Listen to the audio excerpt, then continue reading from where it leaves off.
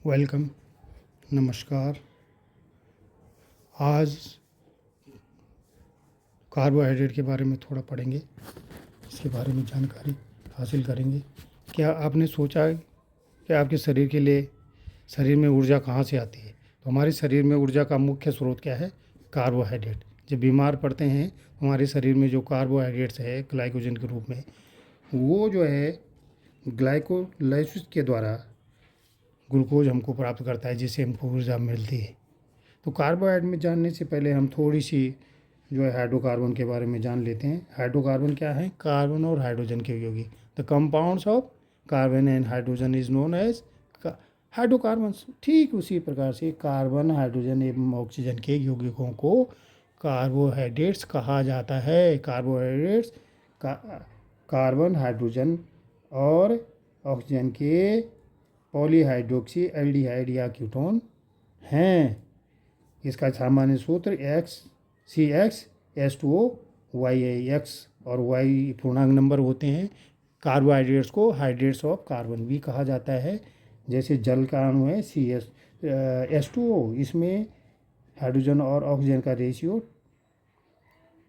2:1 होता है। उसी प्रकार से लगभग कार्बोहाइड्रेट्स में भी हाइड्रोजन एवं ऑक्सीजन का रेशियो 2:1 होता है। 1 ग्राम जो है कार्बोहाइड्रेट से शरीर को 4 किलो कैलोरी ऊर्जा प्राप्त होती है। तो कार्बोहाइड्रेट्स की इंटरमीडिएट स्तर पर जो परिभाषा होगी वो परिभाषा इस प्रकार से होगी। Carbohydrates are large polymeric molecules of polyhydroxy aldehyde और ketones which on hydrolysis yields aldehyde और कीटोन्स। मतलब क्या हुआ? कार्बोहाइड्रेट्स पॉलीहाइड्रोक्सी एल्डिहाइड या कीटोन हैं जो जल अपघटन पर पॉलीहाइड्रोक्सी एल्डिहाइड या कीटोन उत्पन्न करते हैं। इसके उदाहरण स्टार्च है, पौधों में सेलुलोज के रूप में, कोशिका भित्ति के रूप में पौधों में पाया जाता है सेलुलोज। ग्लाइकोजन जंतुओं में पाया जाता है। ग्लूकोज, फ्रक्टोज आप जानते हैं। ये जो है कार्बोहाइड्रेट के उदाहरण है। अब कार्बोहाइड्रेट का किसी भी कंपाउंड्स के वर्गीकरण होता है, तो उसी प्रकार से कार्बोहाइड्रेट को भी वर्गीकरण है। क्लासिफिकेशन ऑफ कार्बोहाइड्रेट तीन प्रकार से किया जाता है। एक तो जल अपघटन के आधार पर on the basis of hydrolysis. दूसरा जो प्रकार है वो on the basis of taste, स्वाद के आधार वर्गीकरण। और तीसरा जो है अपचयन के आधार पर वर्गीकरण। अब तो पहले में चलेंगे हम। स्वाद क्या है? जल अपघटन के आधार पर वर्गीकरण। तो जल अपघटन के आधार पर 3 भागों में बांटा गया है: monosaccharide, oligosaccharide and polysaccharide. Monosaccharide जल अपघटित के जो अणु प्राप्त हो गए, ये आगे जो है फिर इनका जल अपघटित नहीं होते। इसका उदाहरण है ग्लूकोज और फ्रक्टोज। क्या क्या है? ग्लूकोज और फ्रक्टोज। ग्लूकोज और फ्रक्टोज जो है इसके उदाहरण हैं।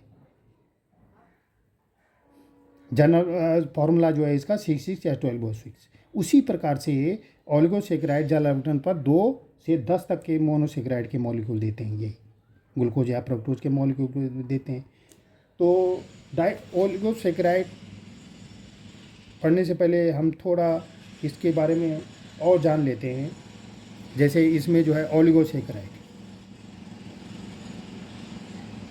को वर्गीकृत किया गया है: डाइसेकेराइड, ट्राइसेकेराइड, टेट्रासेकेराइड।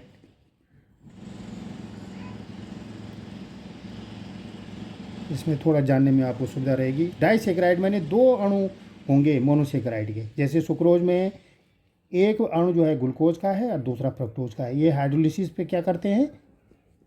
हाइड्रोलिसिस पे एसिड के प्रेजेंस में या इंजाइम इन्वर्टेज होता है यहाँ पे डाइसेकेराइड। ये जो सुक्रोज है इंजाइम इन्वर्जन हो रहा है, ग्लूकोज और फ्रक्टोज के एक एक मॉलिक्यूल देता है।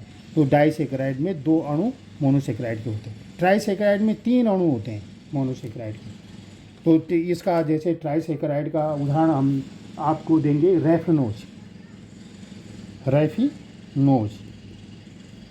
इसका जनरल फॉर्मूला है C18H32O16 प्लस 2H2O। उसी प्रकार से जल अपघटन होगा इसका।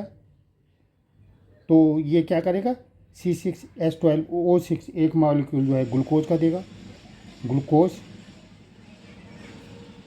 और एक मॉलिक्यूल फ्रक्टोज का देगा, C6H12O6 प्लस ये क्या है, फ्रक्टोज,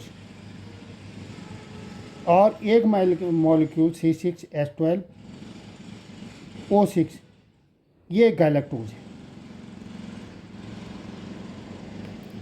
तो ये ट्राइसेकेराइड रेफिनोज है, और ये जल अपघटन पर 3 अणु मोनोसेकेराइड के देता है। उसी प्रकार से टेट्रासेकेराइड,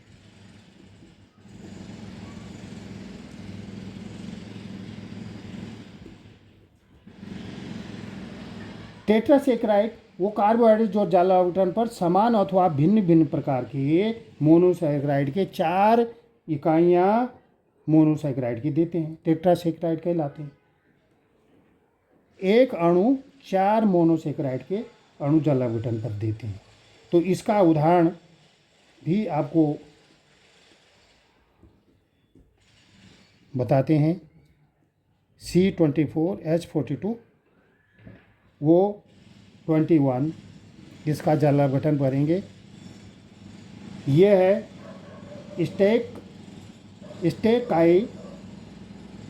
स्टेकाइरोज टेट्रासेकेराइड है, और इसका जल अपघटन करने पर ये भी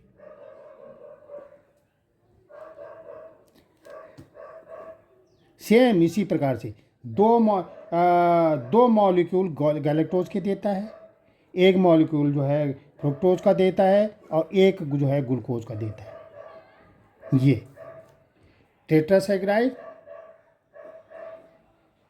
2 मॉलिक्यूल गैलेक्टोज के, एक मॉलिक्यूल जो है फ्रुक्टोज का, और एक मॉलिक्यूल ग्लूकोज का देता है। तो इस प्रकार से आप समझ गए होंगे कि ऑलिगोसेकेराइड। इसके बाद हम आते हैं पॉलीसेकेराइड पे। पॉलीसेकेराइड वो कार्बोहाइड्रेट जो जल अपघटन पर अधिक संख्या में मोनोसेकेराइड के अणु देते हैं। तो ये अधिक संख्या में ये नंबर कुछ भी हो सकता है। पॉलीसेकेराइड का जो फॉर्म सूत्र ये है, देखिए, C6H10O5N सेलुलोज का, इनुलिन का, स्टार्च का, ये जो है उदाहरण है। और N की संख्या, नंबर ऑफ मॉलिक्यूल्स मोनोसेकेराइड कितने होते हैं, 100 से 3000 तक हो सकते हैं।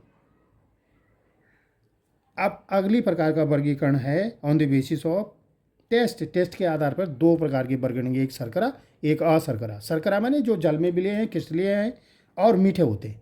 जल में विलीय क्रिस्टल पाए जाते हैं और मीठे। इसके उदाहरण जो है ग्लूकोज, फ्रक्टोज और सुक्रोज है। और नॉन शुगर वे शर्कराएँ हैं जो अक्रिस्टलीय होते हैं, जल में अविलेय होते हैं साधारणतः, सेलुलोज और इनुलेज। तो इस प्रकार के शर्करा को अशर्कराएँ कहते हैं। तीसरी प्रकार का जो वर्गीकरण है वो है रिड्यूसिंग शुगर, रिडक्शन के आधार पर। Reducing sugar and non reducing माने अपचयी शर्करा, अन अपचायक शर्करा। तो अपचयी शर्करा के जो है अब रिड्यूसिंग एजेंट है, रिड्यूसिंग अभिकर्मक है, अपचायी अभिकर्मक जिनको कहा जाता है फेलिंग विलयन और टाइलिन अभिकर्मक। टाइलिन अभिकर्मक 2 प्रकार के अभिकर्मक हैं ये, फेलिंग विलयन और टाइलिन अभिकर्मक या टाइलिन विलयन। ये जो है जिस शर्करा के द्वारा अपचयित हो जाते हैं तो उस शर्करा को अपचयी शर्करा कहते हैं। जैसे हमारी जो है सुक्रोज को छोड़कर मोनोसेकेराइड, डाइसेकेराइड जितनी भी हैं सब, वो अपचयी शर्कराएँ हैं। सुक्रोज क्या है, अनअपचायी शर्करा है। उसके अलावा जो है ये सेलुलोज हो गया, इनुलिन हो गया, स्टार्च हो गया, ये भी जो है नॉन रिड्यूसिंग शुगर है, इनका रिडक्शन नहीं होता है।